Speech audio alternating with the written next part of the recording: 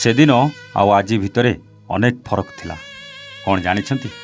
ସେ ଥିଲାବେଳେ ଅଫିସଟା ମଜା ଖୁସିରେ ଚାଲିଥିଲା, ଆଉ ସେ ଗଲା ପରେ ପୁରା ଶାନ୍ତ ହୋଇଯାଇଥିଲା। ସେଇ ଚେୟାର ଆଜି ବି ଥିଲା।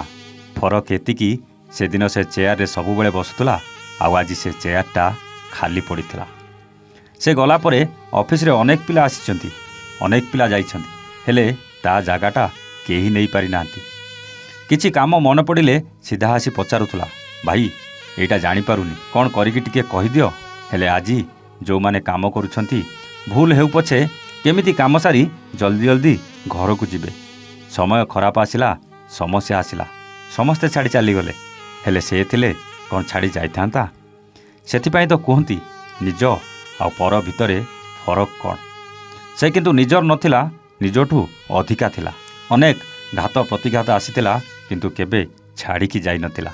ତାକୁ ମୋଠୁ ଛଡ଼େଇ ନିଆଗଲା, କାହିଁକି ନା ସେ ମୋର ବେଶୀ ନିକଟତର ହୋଇଯାଇଥିଲା। ଆଉ ସମସ୍ତଙ୍କର ସନ୍ଦେହ ବି ବଢ଼ିଯାଇଥିଲା। ଖାଲି ସନ୍ଦେହ ନୁହେଁ, ଈର୍ଷା ବି। କେହି ବୁଝିଲେନି ଯେ ସେ ଗଲା ପରେ ଅଫିସର ଅବସ୍ଥାଟା କ'ଣ ହେବ। ଶେଷରେ ଏମିତି ପ୍ରେସର କରାଗଲା ଯେ ଛାଡ଼ିବାକୁ ସେ ବାଧ୍ୟ ହେଲା। ସେ ଗଲା ପରେ ଅନେକ ଅସୁବିଧା ହେଉଥିଲା, ତଥାପି ଘରୁ ରହି କାମ କରୁଥିଲା। କାହିଁକି ନା ଆରମ୍ଭରୁ ସେ ଅଫିସକୁ ନିଜ ହାତରେ ଗଢ଼ିଥିଲା। ସେ ଆଉ କେହି ନଥିଲା, ମୋ ନିଜ ସମ୍ପର୍କୀୟ ଥିଲା। ଖାଲି ଏତିକି ଫରକ ଥିଲା, ମା ପେଟର ନିଜ ଭଉଣୀ ନଥିଲା। ଅନେକ ଶତ୍ରୁ ଲାଗି ପଡ଼ିଥିଲେ ତାକୁ ଏଠୁ ହଟେଇବାକୁ। ସେମାନେ ଥରେ ଭାବିଲେନି ସେ ଗଲା ପରେ ମୋର କ'ଣ ଅସୁବିଧା ହେବ। ଘରୁ କାମ କରୁଥିଲା ବେଳେ ବି ସହିପାରିଲେନି, କାହିଁକି ନା ସେ ମୋ ସହିତ ଯୋଗାଯୋଗରେ ରହୁଥିଲା। ସେମାନଙ୍କର ଇଚ୍ଛା ଥିଲା ମୋ ସହିତ ସବୁ ସମ୍ପର୍କ କାଟିବା। ଦିନେ ମେସେଜ୍ କଲା, ଭାଇ ସତରେ ଯଦି ମୋତେ ତମ ଭଉଣୀ ଭାବୁଥିବ, ତେବେ ମୋତେ କେବେ ମେସେଜ୍ କି କଲ୍ କରିବନି। କିଛି ଦିନ ପରେ ମୋତେ ବ୍ଲକ୍ କରିଦେଇଥିଲା, ହେଲେ ଆଜି ବି ଅଫିସରେ ତା ଚେୟାର ତାକୁ ଅପେକ୍ଷା କରିଥିଲା, ଆଉ ତା ଭାଇ ବି ତା ଫୋନ୍ କଲ୍କୁ ଅପେକ୍ଷା କରିଥିଲା।